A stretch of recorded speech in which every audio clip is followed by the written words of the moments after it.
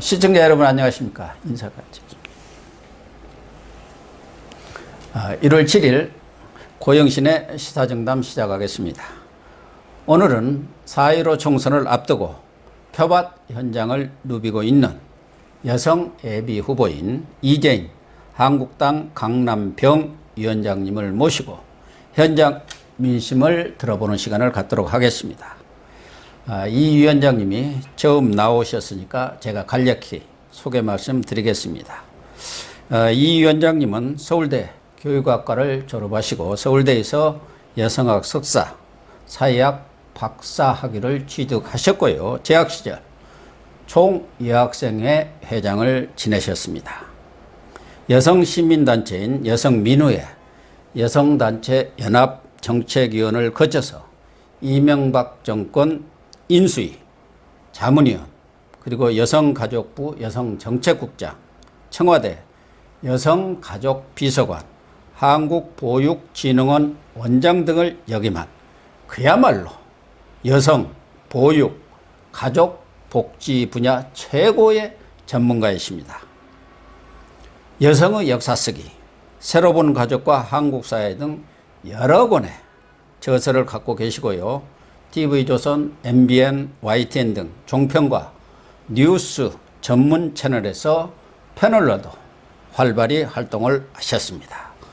아주 반갑습니다. 반갑습니다. 예, 이 위원장님. 네, 반갑습니다. 아마 고영신 TV가 3월 15일에 지난해 개국을 했는데 그 이후 여성분이 이렇게 게스트 패널로 나오신 것은 처음인 것 같습니다. 아주 저도 네. 아주 반갑고요. 네, 지금 네. 9일날 출판 기념회 이렇게 하신다고요. 예.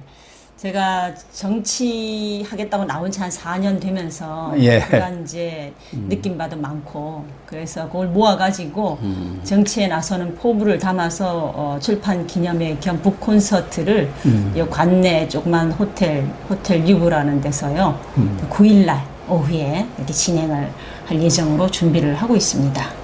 예, 이 출판 기념회가 좀 성공을 이루어야겠죠? 네, 많이 좀 와주십시오. 네. 네. 그러면 이제 본론으로 들어가서 참, 지금 대표님, 예. 아유 참 소개를 언제 그렇게 다 또 스터디를 하셨습니까? 제가 기자 생활을 지금 현역으로만 35년 가까이 했고 감사합니다. 언론인 생활을 40년이 넘게 한 사람입니다.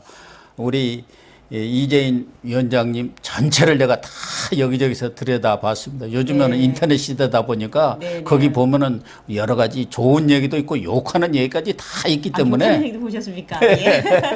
제가 저희 여기 출연하시는 여러 패널들 또 네. 제가 아는 분들한테 지금 이제 총선이 100일 정도 남았지 않습니까? 그래서 좀 예비 후보를 한 분 소개시켜 달라고 했더니 우리 이재인 위원장님이 아주 적합하다고 저한테 이렇게 소개를 해서 제가 모시게 됐습니다. 아유 영광입니다. 그러면 지금 예비 후보 등록을 하시고 네. 현장을 누비고 계시는 거죠? 네. 그러면은 하루 일과가 어떻게 됩니까? 예비 후보들이 보통 아침 출근 인사부터 예, 그럼 뭐 한 7시 경서부터 5시, 4시에 일어나셔야겠네요. 그럼 물론 그렇습니다. 4시쯤 일어나면은 급한 볼일 이제 요즘 또 이게 카톡 같은 걸로 예. 일단 이제 좀 하고 왜냐하면 나가면은 이제 그 길로 사무실도 못 들어오고 네, 그렇게 스태프들 만나기 되겠죠. 어려우니까 예, 하고 그래 출근 인사 마치고는 간단히 아침 먹고 그래 이제 또 현장 지금 주민들이 계시는 곳이면 직거래 장터든지 뭐 저 통장 협의회 회의든지 쭉 인사를 다닙니다. 주민의 심부름꾼을 하겠다고 나왔으니 네. 심부름꾼을 좀 일단 상품을 보셔야 되지 않겠습니까? 그렇죠. 예, 예. 그러니까 현물을 봐야 현물을 봐야 뭐 구매를 그렇죠. 하시니까 예. 그래서 어떻게 하든지 많이 뵈러 가려고 노력을 하고 있습니다. 그러니까 포장은 그럴싸하게 했는데 현물이 좀 시원찮은 분들도 많이 계시거든요. 이렇게 얘기를 해보면 유권자들도 좀 감을 잡잖아요. 아이 다 훌륭하십니다. 그런데 네. 현장을 이렇게 다니다 보면은 민심을 체감을 하잖아요. 현장 민심은 어떻습니까? 그게 진짜 하나는 상품을 직접 보시라는 거지만 더 중요한 건 저희들 입장에서는 다니면서 진짜 피부에 와닿습니다. 예. 언론하고 이 언론에서 이 방송하는 거로 이렇게 어렴풋이 짐작하지만 확 폐부에 와닿는 게 이제 다니면서 주민들이 들려주는 말씀인데요. 지금 저희 작년 내내 듣는 얘기는 이제 이번 정부의 국정 파탄, 붕괴. 뭐 피부로 느끼는 게 소상공인들 포함해서 죽겠다는 거죠. 이제 폐업 위기에 몰린 분들, 그 가족들 이런 분들 호소가 제일 크고 뭐 부동산 정책, 증세 뭐 하여튼 여러 정책에서 국정 파탄에 대한 붕괴, 분노 이게 날이면 날마다 그냥 격앙된 목소리를 듣습니다. 근데 그런데다가 최근에는 이런 이제 국가 정책 기조가 한동안 더 가겠다. 그 2대 악법 예산안이 이제 지난 연말 통과되면서 그래서 주문이 뭐 빗발칩니다. 너희들 좀 힘을 더 길러서 저희 특히 이 지역은 더 그런 민심이 강한 것 같습니다. 그래서요. 강남 지역의 특수성 때문인지는 모르지만 지금 언론에서 이렇게 여론조사 결과를 나오는 거 보면은 현장 민심과 여론조사 결과 사이에 상당한 괴리가 있다. 뭐 우리 시청자들 많은 분들은 여론조사 그거 못 믿겠다. 너무 마사지를 많이 하고 친문 성향으로 이렇게 여론조사를 한다는 뭐 이런 생각들을 갖고 계시는데 진짜 그렇습니까? 저 현장 민심으로 봐서는 지금 여론조사 도저히 왜 저런 어떻게 저런 여론조사 나오느냐. 저도 사회학하고 뭐 여론조사 항검론 이런 것도 배운 사람이지만 도저히 일치가 안 됩니다.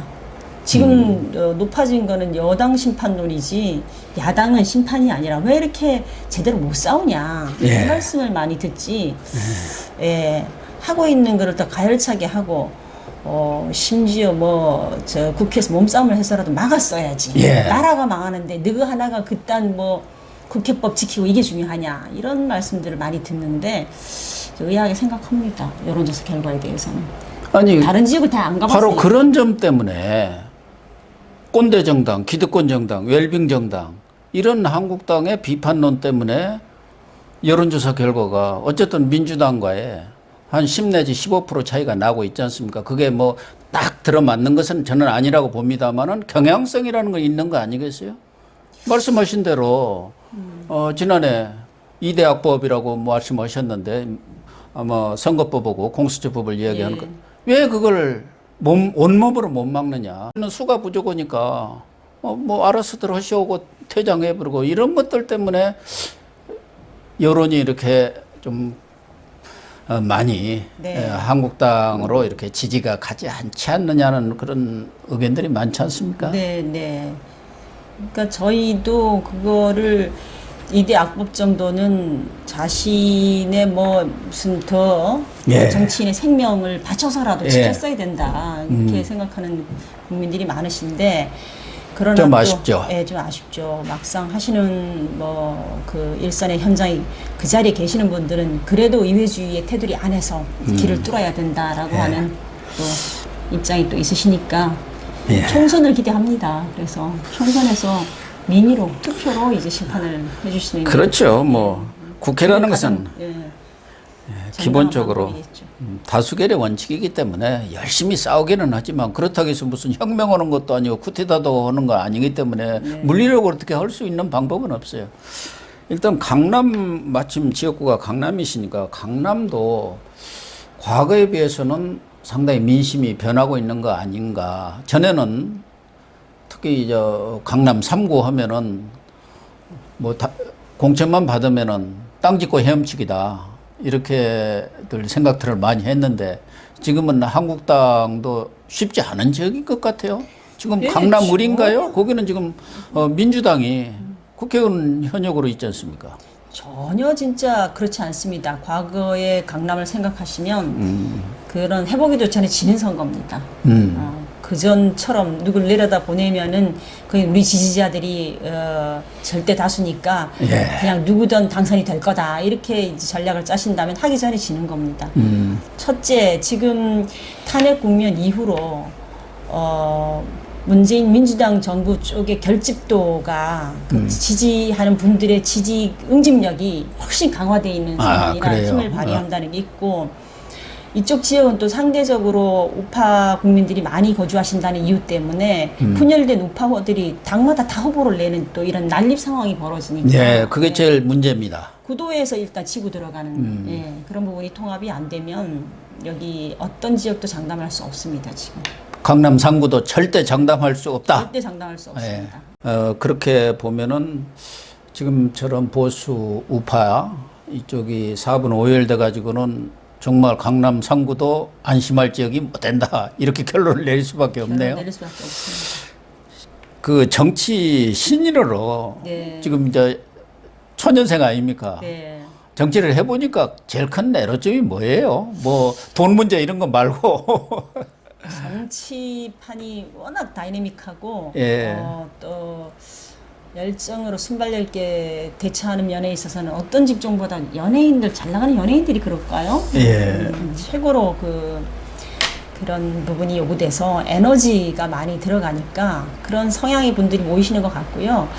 근데 이제 저희 정치 신인들이 따로 어렵다는 게 이제 국회의원 현역들하고 비교를 하거나 아니면 예. 그전에 기반이 있는 분들하고 비교를 하면 딴 거 없죠. 뭐 조직과 스텝이 없는 상태에서 저는 그러겠죠. 필마 단기로 뛰어야 되니까 예. 현역분들은 뭐 원내 8명의 보좌관, 원외에 또 서너 명씩의 비서관 그룹, 그 다음에 이제 시구의원들 예. 이렇게 해가지고 그냥 일개 뭡니까 그 정도 소대 규모인가요? 뭐 그렇게 되죠. 군대 예. 규모인가? 그러니까 이제 받쳐주고 따라서 또 전문 인력들이 그 안에 역할 분담이 잘 돼 있는데 예비 후보 경선이든 본선이든 이 신인 초선 신인들은 그 모든 거를 자원 인력 내 사람하고 같이 해야 되니까 지금 굉장히 에러가 많습니다. 그래도 우리 이 위원장님은 좀 인지도가 있으시잖아요. 종편에도 여러 차례 출연을 하셔서 좀 알만한 분들은 또 알아보는 분도 있을 것 같고 다른 분에 비해서는 그래도 좀 나으신 것 같아요. 그러니까 여론조사 경력이 또 우선 좋으시니까 대다수 유권자들이 판단할 수 있는 것은 이런 경력이라든가 이런 것을 보면서 이분이 과연 국회의원 감인가 그런 것도 또 판단을 하는데 그런 부분에서는 남한테 뒤질 이유는 없잖아요. 인지도도 그렇고요. 예, 제가 아주 로컬에서 정치 하나만 바라보고 나오는 분들에 비하면은 그러니까 그동안의 공직 경험이나 뭐 이런 것들이 주민들에게 좀 빨리 어필이 되고 또 방송 출연 이런 것들이 이제 뭐 어느 기관에서 여론조사를 해보니까 뭐 현역 수준이다 뭐 이런 얘기를 하는데 믿거나 말거나인 것 같고 그러나 하여튼 좀 도움이 되는 건 사실인 것 같습니다. 이번에 연동형 비례대표제 선거법 개정안이 처리가 됐지 않습니까? 뭐 지역구라든가 비례대표 수는 원위치 그냥 옛날하고 똑같습니다만은 그게 지금 현실 정치를 하는데 뭔가 영향은 좀 있습니까? 현실 정치의 영향이 이제 선거 자체는 아직은 좀 어떤가요? 모르죠. 이제 여러 개 정당들이 난립해서 이제 본격적으로 선거 전에 뛰어들면은 좀 혼탁한 양상은 벌어질 가능성은 있을 것 같은데요. 그렇습니다. 지금 뭐 지역구 숫자가 일단 그대로 있으니까 큰 틀은 유지된다고 보여지는데 비례 이제 지금 자유한국당 뭐 이렇게 만들고 있는 상태고 창당을 준비하니까 당내 이제 이 이동 배치 뭐 이런 것들이 새로운 과제로 떠오른 거죠. 그러니까 전에 생각 안 해도 되던 문제가 비례 정당으로 또 이제 이동하실 분 하고 또 남길 분 남고 뭐 이렇게 역할 분배를 새로 해야 되는 그런 부분이 있고 제일 어려운 게 이게 그런 불확실성이 많아질수록 그만큼 짧은 시간에 이 게임에 이게 전투에 임하는 사람으로서는 스트레스가 많죠. 뭐. 그러니까 불확실성 말씀하셨는데 지금 황교안 대표도 야권과 통합을 지금 적극적으로 추진을 하고 또 당 밖에 통추위를 구성하고 경우에 따라서는 보수 중도 신당을 장당을 하겠다. 그러니까 헌집을 헐고 새집을 짓겠다. 이런 상황이니까 그런 불확실성은 더욱더 지금 정치 신인 입장에서는 이렇게 어떻게 되나. 이러다가 네. 지금 당협위원장, 지구당 위원장도 또 이렇게 교체되나 뭐 여러 가지 걱정이 많으시겠어요? 그렇게 잠이 안 옵니다. 그것보다 전전반칙이라고 합니다. 이렇게 줄여서 잠이 안 오죠. 잠이 걱정은 안 옵니다. 잠이 안 옵니다. 예. 그래도 통합은 또 할 수밖에 없지 않겠습니까? 이렇게 난립해 가지고는 어떻게 민주당하고 싸우겠습니까? 난립하면은 누구 좋아하겠어? 문재인만 좋아할 꼴 아닙니까? 난립하면은 수도권은 그냥 예. 실패입니다. 폭망입니다. 아까도 말씀드렸듯이 지금 난립해 있는 그대로 민주당하고 이렇게 선거에 들어가게 되면은 이길 지역이 없습니다. 수도권의 경우는 1000표 미만으로 이렇게 박빙인 지역들이 아주 워낙 부지기수거든요. 많으니까, 예. 과거에 예. 양당제 체제하에서도 하물며 이렇게 난립해버리면은 뭐 그건 필패죠. 그러니까요. 창원 성산에서 봤지 않습니까? 네네. 아주 창원에서 단적으로 보여주셨죠. 예. 그 민주당하고 후보만 안 정의당 나와- 하다못해 후보 하나 공화당만 내니까 안 이게 나와도 예. 이기는 선거였지 않습니까? 예, 우공당만 안 나올 수도 우공당만 있겠죠. 안 나와도 지금 우리 마찬가지입니다. 지금 어떤 지역은 우공당만 안 나와 우공당이니까 지금 뭐라고 그러죠? 공화당이죠. 공화당만 안 나와도 이기는 지역이 있고 그 다음에 미래당이 갈라져 안 나와도 이기는 지역이 있고 네, 거의 대부분일 겁니다. 만약에 그러니까요. 이 구도로 나간다 그러면 예. 지는 지역 다 치고 지는 지역 이유가 그런데 여성이든 남성이든 관계가 없습니다만은 이 어려운 정치를 왜 하시려고 그래요? 뭐 정치적인 어떤 포부라든가 뭐 나름대로 꿈이 있으니까 정치판에 우리가 흔히 속된 말로 정치판이라고 합니다. 정치인들이 그 참 좋아하는 용어는 아닙니다만은 예. 판에 뛰어들었을 거 아닙니까? 그러니까 제가 한 8년 그 공직한 일자리가 다 이렇게 국회하고 그 일을 국회하고 같이 하는 위치였습니다. 국장을 해도 예. 국장도 노상 국회 가서 예산 설명하고 뭐 국정감사 받고 뭐 그런 자리지 않습니까? 청와대도 마찬가지고 또 제가 기관장을 했는데 한국보육진흥원이라고 예. 피감기관이니까 어떻게 하면 이제 국회의 국회 모니터링, 국회 감사 안에서 틀 안에서 이 기관을 운영할 것인가 늘 하여튼 국회와 협력하면서 일을 하다 보니까 국회에서 하는 일, 입법, 예산에 좀 숙달이 되고 근데 이제 제가 그러면서 제 인생이 여러 개를 하는 동안에 저의 그 인생 경험도 세 아이 엄마로서 고군분투하면서 이제 그 워킹맘을 했는데 네, 그렇죠. 직장인 생활을 하는데 아이가 셋이나 되대요. 셋이나 욕심도 키웠습니다. 많으시네. 많습니다. 그래서 키우다 보니 이 저출산 인구 문제가 해결이 되려 그러면 과거와 같이 이제 어머니들이 집에서 아이 키우고 아이 낳아 키우는 전담을 하시는 게 아니고 일을 나가는 이제 두 부부가 엄마 아빠가 다 이제 일을 나가면서 아이들을 키워야 되는데 예. 그러기에는 지금 사회 환경이 여건이 그게 잘 이렇게 적합하게 준비가 조성이 안 된 상태가 많지 않습니까? 네네. 그래서 이제 이런 문제를 빨리 해결해 줘야 되겠다. 제 경험 때문에. 예. 그래서 공직으로 발탁에 들어갔고 그 이후에 하는 일도 다 관련이 있습니다. 여성, 아동, 보육, 청소년 정책을 쭉 예. 했었거든요. 그 일을 하는 와중에 이제 제가 점점 더 한국에서 이 인구 감소, 출산율 감소의 문제가 한국이 앞으로 더 크고 강한 대한민국으로 가는데 제일 큰 걸림돌이 되겠다. 예. 그러면 이 걸림돌을 해결하는데 정책과 예산이 이제 투입이 되려면 가만히 보니까 제 경험이 쭉 그걸 하라고 만든 경험처럼 예. 박사학위 논문도 가족사회학이고 예. 들어와서 일도 그 다 관련되는 걸 예. 했습니다. 그래서 예. 매번 제가 여러 정책을 주물렀는데 다 이게 관련이 이렇게 이 아이들도 키우면서 일을 할 수 있는 환경 관련이 있어서 그리고 이명박 정부 때 특히 그 비서관 할 때 인구가 계속 우리나라 이 출산율이 합계 출산율이 계속 떨어져 왔거든요. 근데 가끔 한 번씩 올라갑니다. 그 언제 뭐 황금돼지띠 뭐 이런 예. 그해 아이를 낳으면 되게 운이 좋다더라 하는 그런 때. 올해는 또 뭐 흰색 쥐쥐해라고 그러는데요. 왜 그런 건 별로 좋은 별로 안 쳐주는 거야? 쳐주는 애는 아닌가 봐. 그런 거거나 아니면 이제 정부가 갑작스레 야단났다 그래가지고 이제 무슨 플랜을 2030 예. 발표할 때 그렇게 올라가는데 그래봐야 2번밖에 안 올라가요. 근데 제가 비서관 하던 시절에 3년 연속 이 출산율이 올라갔어요. 예. 그렇군요. 그런 적이 딱 한 번 있습니다. 지금 네. 우리나라 60년 이래 지금까지. 그래서 그때 경험으로 출산율이 올라가는 게 뭐 정책만으로 되는 일은 아니지만 그러나 정책으로 올릴 수 있는 여지가 좀 있다 이렇게 보고 그 부분을 감당하려고 이제 제가 국회에 직접 진출해서 예산이나 입법에 제가 가진 아이디어를 좀 쏟아부어야 되겠다 해서 이 정치를 결심을 했습니다. 어쨌든 여성, 아동, 보육, 청소년, 저출산 이런 부분에 관해서는 최고 전문가시니까 국회에 들어가면 뭐 역할을 많이 할 수 있을 것 같네요. 그런데 문재인 정권에 대해서 좀 마침 정책 얘기가 나왔으니까 문재인 대통령은 본인이 페미니스트 대통령이 되겠다고 다짐을 했어요. 네. 페미니스트 대통령이다 나는. 네. 근데 뭐 여성 정책 제가 네. 뭐 구체적인 건 모르겠습니다만은 잘 되고 있습니까? 전에 여성 말씀하셨지만 그 경력 단절 여성 네. 재취업을 지원하는 다일센터 이런 것을 아주 적극적으로 만들고 키우고 하셔가지고 취업도 많이 시키신 걸로 아는데 그런 것들이 지금도 계속 되고 있나요?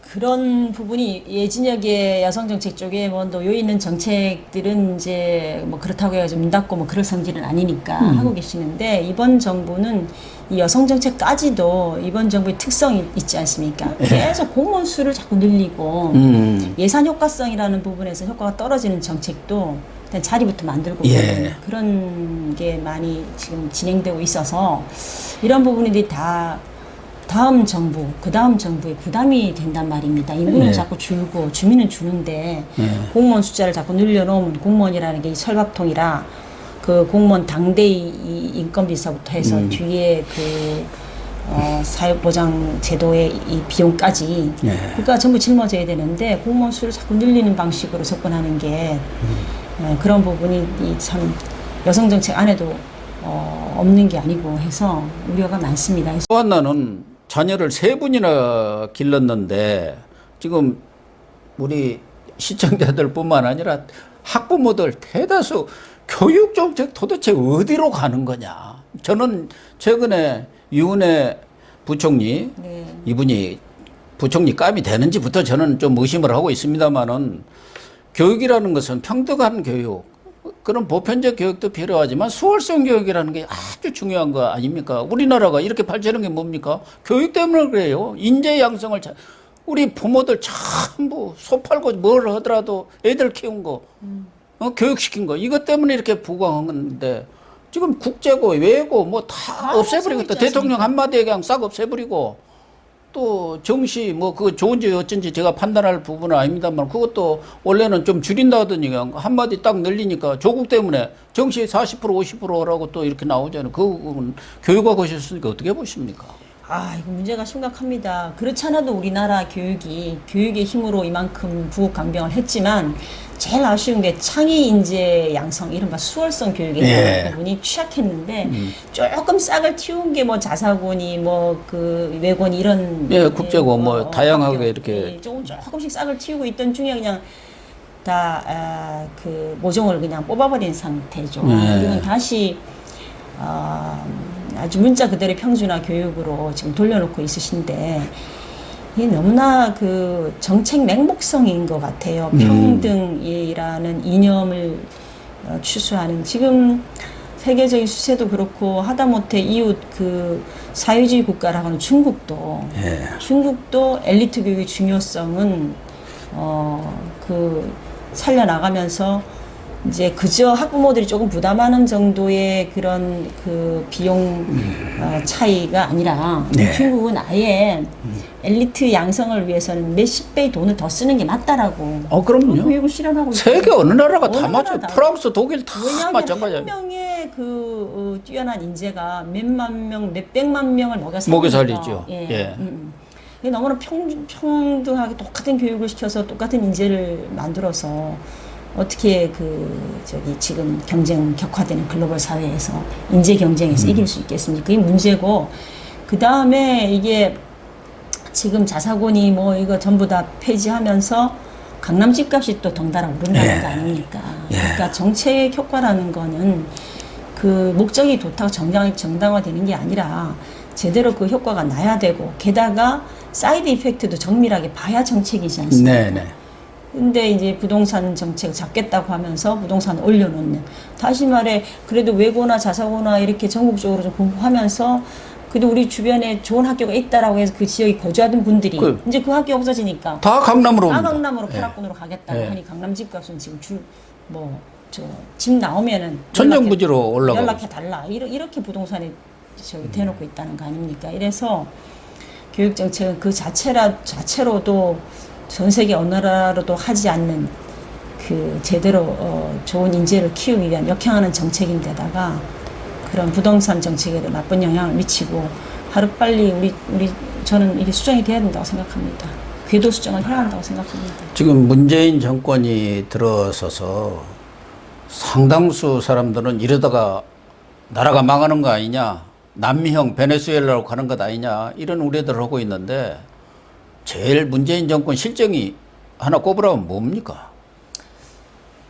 지금 경제, 뭐 정치, 외교, 안보 뭐 하나 제대로 되는 게 없어요. 지금이라도 북한이 쳐내려오면 우리가 그 DMZ에서부터 다 무장 해제를 차례대로 하고 있는데 뭐 그 감당이 되는가 모르겠어요. 그래서 우선 당장 전쟁이 안 나면 이 상황 이렇게 뭐 넘어간다 치고 제일 국익을 훼손시킨 거는 한미동맹의 그 고리를 든든하던 고리가 지금 전혀 작동 못할 정도로 정권 대 정권, 최소한 국가 대 국가, 정권 대 정권으로서는 신뢰가 완전히 신뢰가 전혀 없는 상태로 이렇게 몰아간 점.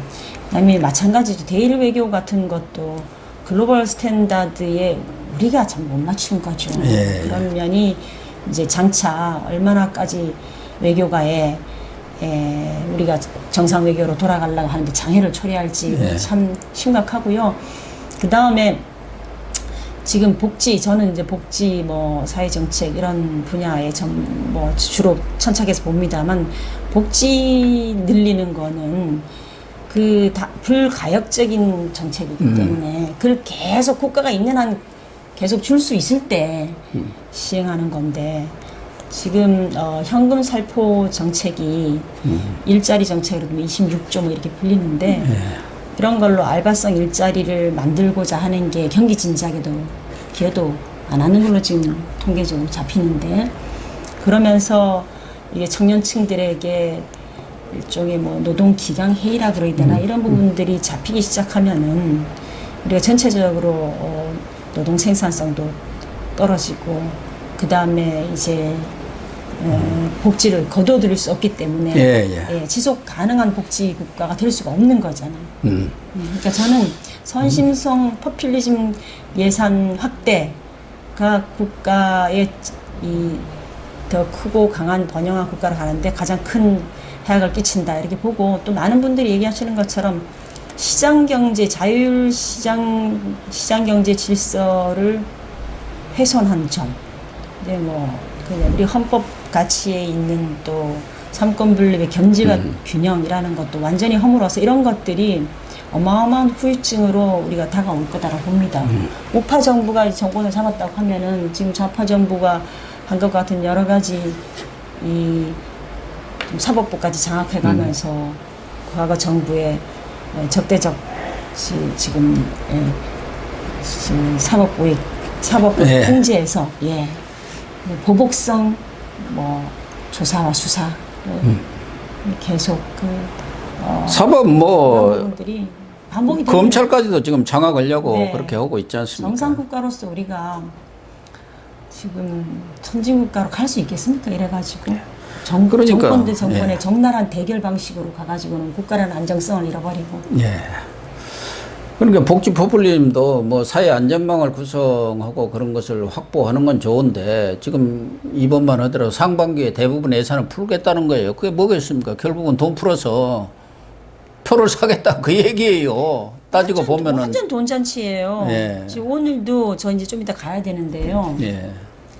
예산을 60조를 순수 채무로 예산을 편성을 해가지고 그게 이제 각 그 광역지자체 그다음에 기초단체 예산을 이제 현금 살포를 하지 않습니까? 그러니까 뭐 지금 SOC 그 건설 같은 거 예타도 없이 막 가겠다는 거잖아요. 이렇게 막 집어넣으면서 돈 쓸 데 없냐 거의 이런 식으로 해서 예산을 집어넣은 다음에 그거를 주민 대표들 모아놓고 이 동네는 이런 거 들어왔어. 이 동네는 이거 올해 풀 거야. 이거 전부 선거입니다 지금. 예. 예산 살포 선거 운동. 예, 맞아요. 지금 이번 달에 계속 진행하고 네. 있습니다. 그러니까 정권을 연장하기 위해서 국가의 미래를 좀먹는, 미래를 이렇게 허무는 이런 행동을 하고 있으니까 이런 부분들이 문재인 정권의 속성이 있는 거라고 보고 그게 다 문재인 정권의 국정 실패. 그렇죠. 네. 또 하나는 그 김정숙 여사 잘 아시죠? 영부인인 거. 근데 TV에서 이제 뉴스에 가끔 일부에서는 좀 뭐 쾌활해서 좋은 것도 있지만 너무 나대는 거 아니냐. 또 일각에서는 청와대 권력 1인자, 권력 1위는 김정숙이다. 이런 얘기도 있는데 여성 입장에서는 김정숙 여사를 어떻게 보십니까? 뭐 저라고 뭐 다른 일반 국민들하고 다르겠습니까? 요새 그 남존여비가 뭐 남자는 귀하고 여자는 천하다가 아니고 남자의 존재 이유는 뭐 여자의 비위를 맞추는 데 있다. 청와대를 봐라 뭐 이런 얘기까지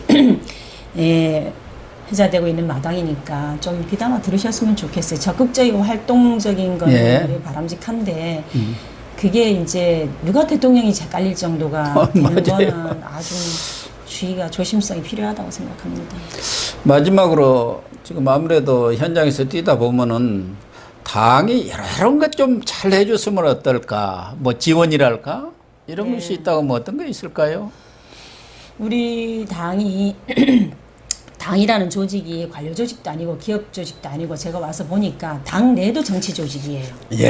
그러니까 당원 당규 뭐 이런 게 있긴 있는데 그래도 그거보다는 뭐 법보다 주먹이라고 정치적 힘으로 이렇게 결정이 되면 당원 당규는 그냥 허울 뿐이고 그 힘대로 그냥 진행이 돼버리고 기정사실화 되고 이런 면들이 제가 눈에 띄어요. 네. 우리 당인들 전부가 스스로 뭐라 그러지 옛날에 사법 뭐 자제주의 뭐 이런 표현을 쓰던데 네. 이렇게 공익을 위해서 당원 당규에 표현돼 있는 이 공정성 또 민주적인 정당 운영을 위해서 우리 당인 한 사람 한 사람이 당원 당규에 그 있는 정신대로 조금 자기의 이익을 자제하고 하는 이런 노력이 필요하겠다. 당에 당부하겠다보다는 예. 우리 스스로가 그런 다짐을 좀 하고 살면 좋겠다 이런 생각을 합니다. 아주 좋으신 말씀입니다. 시청자 여러분, 오늘 방송 어떻게 보셨습니까? 앞으로도 고영신 TV는 4월 15일 총선까지 여러 예비 후보라든가 또 이제 본격적인 선거 운동에 들어가면은 후보님들을 모시고 현장의 분위기를 전달하는데 게을리하지 않도록 하겠습니다. 오늘 방송 마치겠습니다. 시청해 주셔서 감사합니다. 감사합니다.